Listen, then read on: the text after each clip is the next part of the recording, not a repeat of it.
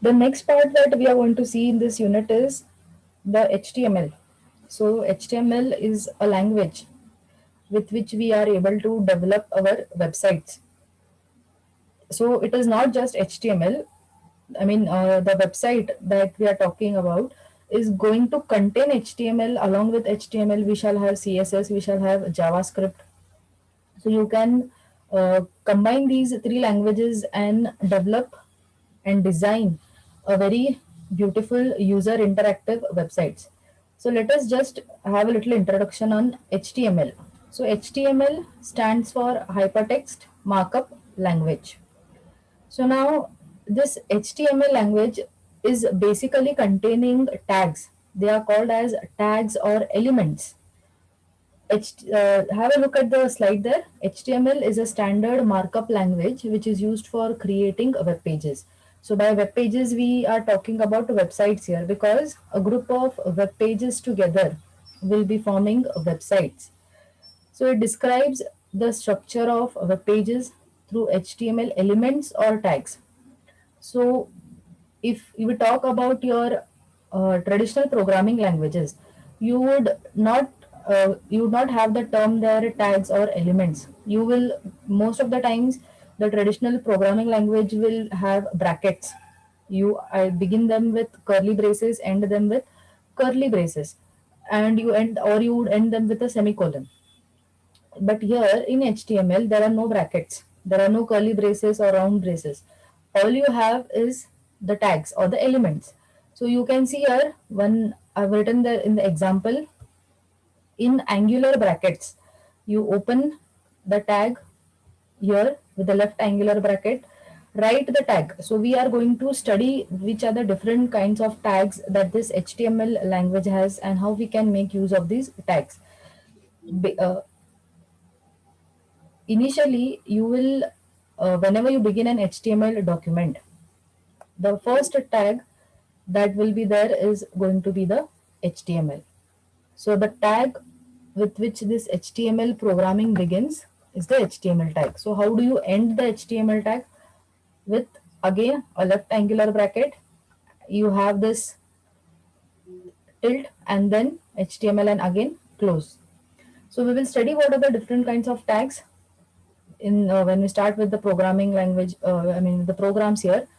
Some in the third point we have mentioned some tags that can be used. Is anyone trying to communicate?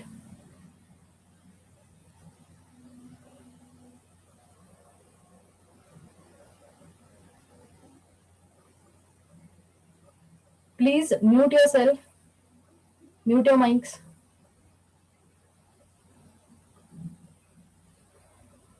Now, in the third point, it is written these tags are used to organize pieces of content such as heading, paragraph, table, image, and more. So, basically, the things that you see here heading, paragraph, table, etc. These all, okay, if you want to insert an image, you have an image and you want to insert it in your web page, you will have to make use of a tag in the HTML. And for that, we have the image tag. If you want to have tables, that is, you want to organize your data, we are trying to organize the contents of our web page here. So, if you want to have a table wherein you want your data to be stored in the format of a table in forms of rows and columns, so you can go for a table tag.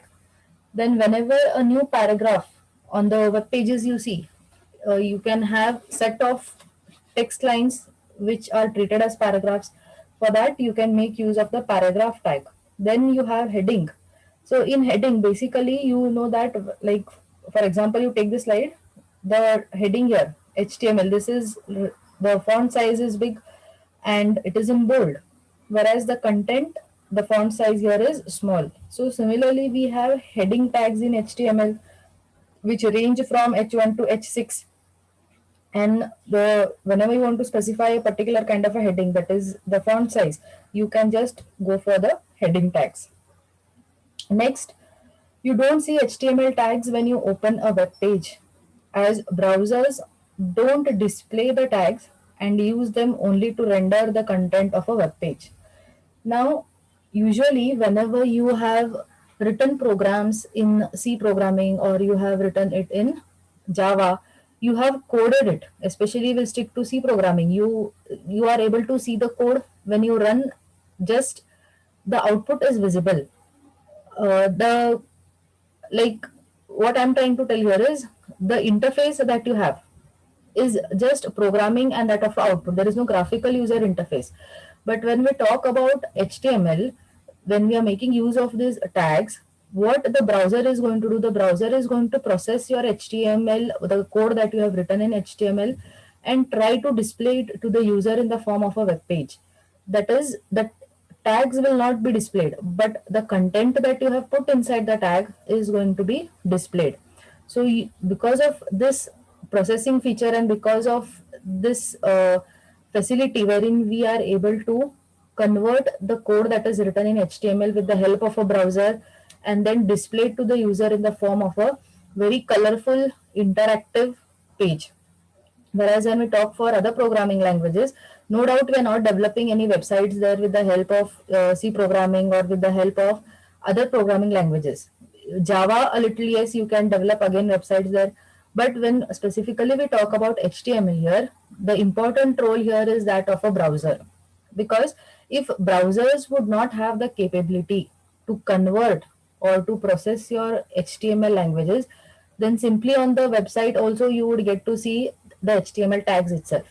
And in the tags you would be able to see your images. Whereas to the user, only the colorful part, the text, the videos, the images is displayed and the tags are hidden. Next thing, HTML can be used to display text, images, and other resources through a web browser. So important part here is having a web browser so that we are able to write our programs and then run it and test it on the web browser. So this is about HTML. So in the upcoming sessions, we shall study about how is the structure of an HTML program, how should you begin and how should you end an HTML HTML document. Next, we will come to the web page. So what is a web page? We have already seen yesterday. Web pages are those documents which are existing on your World Wide Web, and these documents are basically again viewed or can be seen through with the help of a web browser. And these web pages are again stored on web servers. So what is a server here? Can you tell me what is a web server and what is a web client?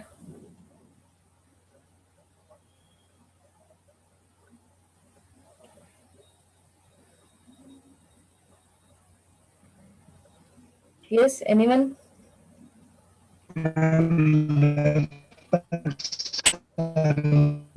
Means Siddharth, you're not audible. Lot of audio effects are there in your. machine which contains the data and the server. Which kind? Web server means the server machine which contains the data, or Yes, and client means it try to access the data from server. yes. So basically, if we understand client or server, both are again machines. One machine is that which is requesting for data or which is requesting for information. So that is a web client. And the machine which is having all the data and from which the response is generated, that is going to be called as a web server. So these web pages, again, you know that they can contain text, graphics, audios, videos, hyperlinks. So these hyperlinks are nothing but again the links to open a new page, the link to open a new document. Now there are two kinds of web pages. They are classified into two types. One is the static web page and the other one is the dynamic web page. So we have two classifications for web pages. You have static web page and you have dynamic web pages. So initially, when the internet came up, the browser was there, and these programming languages came into existence, and the development of websites or web pages came into picture. It was that most of the web pages were static in nature. So, what do you mean by a static web page? Let us first understand what are these static web pages called also. A static web page are also known as flat or stationary web pages. So you have the alternate name for a static web page, that is flat or stationary web page. So they are located on client's browser as exactly they are stored on the web server. So what is the meaning of this? A client, that is, say assume that you have opened the browser and you are typing in a URL of a particular web page, and you click enter or you click search on the browser there. So that web page is the browser is basically going to connect to your server, and from the server that response, that web page is given to your browser, and that web page is loaded on the client's browser there. So they're telling that it resides exactly in the same way, the way in which it is stored in the server. So what is the meaning of this? Static web pages are those where the content of the web page is never changed, meaning that the client, cannot have much interaction with such kind of web pages or websites. Whatever the data is loaded and whatever the data is displayed on the client's machine is basically unchangeable. That is, it is just like, maybe it could you imagine a web page which contains only text and one image is there. All you can do is you are only able to read it, you are only able to scroll. You don't have any interaction with such kind of a web page. Why there is no interaction? Because it is that web page is not asking for you to say enter your name, or it is not asking you to click on the button. There is no button. There are no text fields. There is no drop down. You cannot enter any information. So these web pages basically will be the exact copy of what is present on the server, because no change is expected. If there is no interaction from the user's side, there is no question that that web page is going to process any input that is taken from the user, and new content is going to be loaded. So such web pages are called as static web pages. So initially when they started development, all the web pages would be static, but now there are hardly any percentage of static web pages left. All of the web pages that exist, majority of them are dynamic web pages. Let us come to the next point. So such web pages contain only static information. Users can only read the information, but can't do any modification or interact with the information here. So static web pages are created using only HTML. Static web pages are only used when the information is more required to be modified. So, what is the task here? When these web pages are displayed, they are basically displaying you the information, wherein you can't expect any modification to take place from your side, from the client's side. If any modification has to happen, it will be at the server side. So, any changes made from the server will be displayed to you in the exact same way. Next thing, the exact opposite of this is the dynamic web page. So what are dynamic web pages? So dynamic web pages show different information at different point of time. So maybe that if I'm loading a particular web page today early morning at 7 a.m., the content that was displayed on that web page is different. If I load the same website again in the afternoon at 12 p.m., again the content of that web page is going to change. So web pages whose contents or whose information keep on changing are called as dynamic web pages. Also, these web pages have a lot of user interactions with them. Can you name one example of a dynamic web page?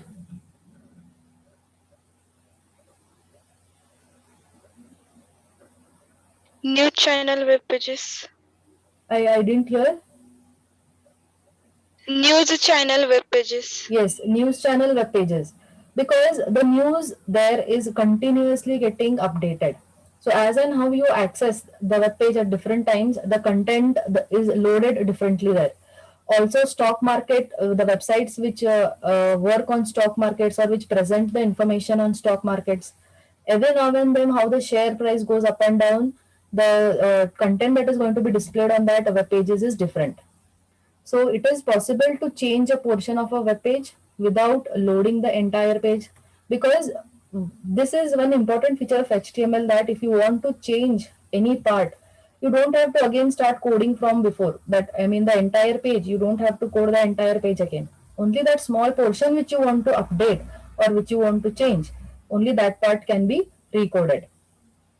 So a dynamic web page is a web page that displays different content each time it is viewed.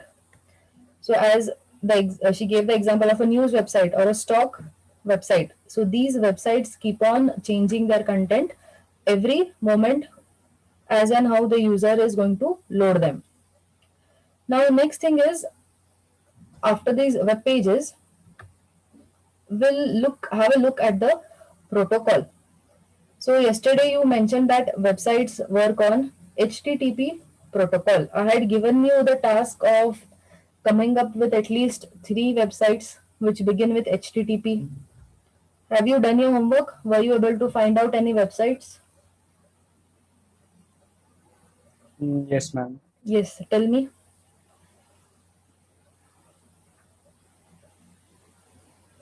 Ma'am, jandarshan.cg.nic.in. Okay, let me go to my browser. I have opened 3 websites for you all here. First, let us check out what he's saying. Tell me. Jandarshan.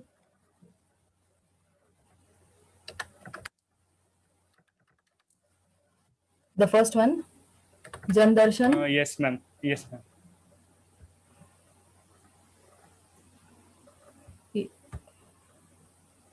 Yes. So have a look here in the address bar.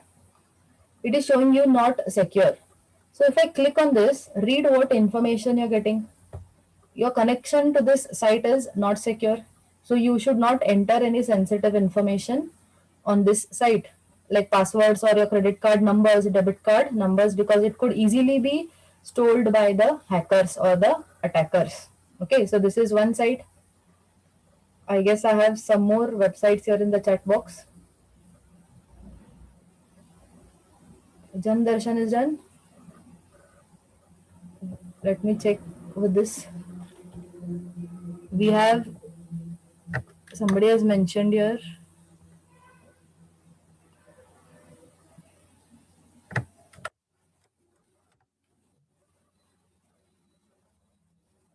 the site go.com, again, see, are not secure. Then you have mit.edu. So Ajay and Sanjana and Indrabhushan have given me 3 separate examples here.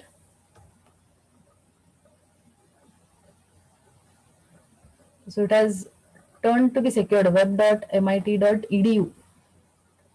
Also, have a look at these sites. Alphatech.technology, again it is not secure. You have this scratchpads.org, which is not secure. Then this is a website of a company, Computer Home Private Limited, which exists in Pune.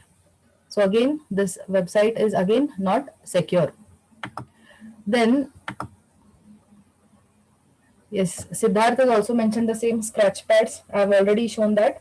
So now I hope you understand the difference between HTTPS and HTTP. Now let us go back to the protocol there. We don't have everything in detail here, just a brief touch to this HTTP protocol. So whenever we talk about how we are able to access documents from the server on the client machine, the important protocol that works is HTTP protocol. Now in the OSI reference model, you have studied various protocols. So this HTTP protocols, if you remember, there are 7 layers in your OSI model, and this HTTP protocol exists on the topmost, that is the 7th application layer. Okay, then this protocol is basically based on the client server model, and the client is a web browser which communicates with web server. So what is this client server model? Who is a client? A client is a machine who is trying to make a request, and a browser, that is through the browser he is trying to make a request, and the server is a machine who is trying to generate the response for that request. So this client server model or a request response model are one and the same. Client is the person who is requesting, the machine who is requesting, and server is the machine that is trying to generate the response. Like your class 6th A, 6th B is a machine. We'll assume that your entire class is a machine, and you people are requesting web information from a particular faculty. So that faculty is again a machine who is trying to give you the response, or who is trying to give you the information. So this is client server model or request response model. So this protocol defines how messages are formatted and transmitted, and what actions the web server and browser should take in response to different commands. So what is important here is, whenever any websites are loaded, it is the task first of all of the browser to convert your HTML language and display in the proper format. Next thing is the protocol. Why this protocol is important? Because of the security. If you talk about making payments, if you talk about storing any sensitive information, then these protocols have an important role to play with in accordance to your browsers. You must have observed that sometimes whenever you try to have any websites which are having lot many high definition videos, and if you are trying to run it again on your browser, the low end browser, say like Internet Explorer, which will give you a message that your Flash plugins are missing. But if you run the same thing again on Google Chrome, it is working fine. So here is the browser compatibility. So along with these these protocols should work properly. Next thing is, whenever you enter a URL in the browser, the HTTP command is sent to the web server and transmit the requested web page. So the task of this HTTP is to take the request that the client has made. And how this request is taken? Through the browser, and this browser is now going to communicate with the server. So you have three entities. You need to imagine three entities. One is the client, one is your web browser, and next you have is your web server. So this HTTP is going to take the request that the client has made, that is the URL, and it is going to take this information, travel through the browser, reach the server, put your request there, and the server is then going to respond back. Now, what is the important part here is this protocol. Suppose that you are requesting a particular web page, okay, but that particular web page is not existing. Then whose task is it to give a proper message to the user? It is going to be the task of your HTTP protocol. So this HTTP protocol is going to monitor and give you a proper response. Suppose I have requested the website flipkart.com, and this flipkart.com is existing on the server. That website will be displayed. Suppose I have requested another URL, and that URL is now not existing on your web server. So what is the task of HTTP now? To give a proper message to the user. You must have sometimes seen on the web browsers that you get a error 404, page not found. So what is this error? This means that this HTTP protocol has taken care to display a proper message to the user with the help of this browser. If this message was not displayed on the client machine, the client would wait for indefinite amount of time, and he would continuously put the same URL, and he would click on search, or he would press enter and continue the action repeatedly, because he is expecting that that website is going to be loaded, or that web page is going to be loaded. Because this HTTP protocol is taking care to give you a proper response, the user is able to interact with it properly. So you must have seen this 404 error message. Then if everything works fine, like I said, I requested for Flipkart and that web page is loaded, which means everything has worked fine. So what error message is displayed then, or what status is going to be displayed there? The code that you have for that is 200. So 200 means everything is okay. Everything is working fine. The request that was made is done properly and has executed properly, and the response has come back. So when we open a website using a browser, a connection to the web server is opened and the browser communicates with the server through HTTP and sends a request. So what you have to remember in hypertext transfer protocol is this basically consists of two phases, the request and the response. So whenever there is a request from the client, this HTTP is going to help you to get the response from your server with the help of the browser. And the task of HTTP is to monitor here and give proper responses to the user, whether it is successful or whether it is unsuccessful. And how these messages are getting displayed to the user, it is getting displayed with the help of the web browser that is in between this client and the server. So you have such various list of messages. So you can find out what each code means. I have mentioned two codes here, that is 200, two response codes. 200 means everything is okay, and 404 means page not found. So you can again have a look which are the different codes that are existing in this HTTP protocol. So any doubts here up till here?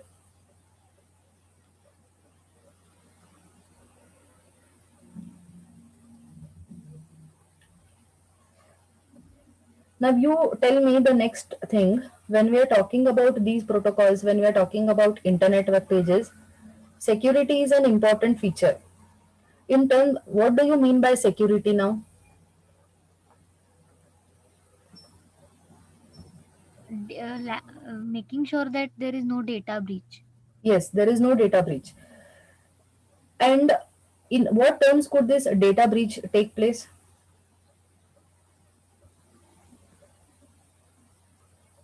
If someone can access to personal information. Okay, personal information that, see, if you're entering any information on the websites, like for making online payments. So as a user or as a client, you don't want your information to be seen by any third party, any third authority there. What else? Suppose, see, sometimes you are downloading certain files from the internet. Say you're downloading certain softwares that you want to install. So you can see there they have so many. When you download that, along with that download file, there is download of an virus. There is download of these unwanted what you say, the unwanted content that is also downloaded on your computer machine. And since nowadays websites are like huge, the data that you store on the client machine is also too much. So what is going to happen is this unwanted content or the viruses or the trojans that are downloaded will definitely spread to your entire system. You must have experienced this sometimes, especially when you're downloading certain free softwares on the internet. Unwanted sites are opened, unwanted web pages are opened, and the software which you don't want, even that gets downloaded along with this. Have you experienced these things? If you go to filehippo.com, there are so many download buttons. You get confused as to which download button is to be clicked, because that is what they are waiting for, the attackers. Once you click on an unwanted button or an unwanted link, they have that access, they get the access to your systems, and all your personal data can be seen to them. So remember that in spite of the technology that has progressed so much, from, if you remember again the history that we saw in the first session, initially the web browsers only were able to display static contents. They had only textual documents there. There was no interaction. Today we have come so far that the web browser is very graphical user interface, and you have many options. Different kinds of browsers are there. You have access to everything on the internet, but again the security is also compromised here. With this going ahead in the technology, we are still lagging to give 100% security on the internet. So never forget that whenever you access any websites, you make payments, understand the security that is provided, and then proceed with these protocols that are mentioned. So you tell me again, what could be the different security problems maybe you have faced, or you feel that in spite of the technology being developed so much, what security breaches can take place? Domain names. Like, can you explain? Like we purchase some domain name, like for example, www dot anything gcc.com, Okay. but someone that is not secured, and someone take that name and purchase and make it as a dual. Okay. I didn't get what you were trying to tell. You mean to say the same domain Someone, name is used for other purpose? yes, ma'am. Yes. Also, one important thing, I'm not sure if you have faced or not. Like, say you're making online payments. Okay, I want to send it from, like, I'm trying to make a payment to Sanjana, but instead of it reaching Sanjana's account, it will go to some other person's account. Is it possible? Yes, ma'am. Yes, you must have heard of so many complaints of like those people who are new to having these internet payments and all. They say I've entered everything correctly, the account number is correct, the PIN code, password, everything is correct. But that person who should receive the payment has not received. Somebody else's account has got that money. So these all security breaches will be there. So for this, they have you must have heard of encryption and decryption. The encryption is done with the help of a public key and a private key, and the decryption is again done with the help of combination of these private keys. So you do not have that, but you can remember that along with this, security is an important feature of this World Wide Web. So you can drop in your attendance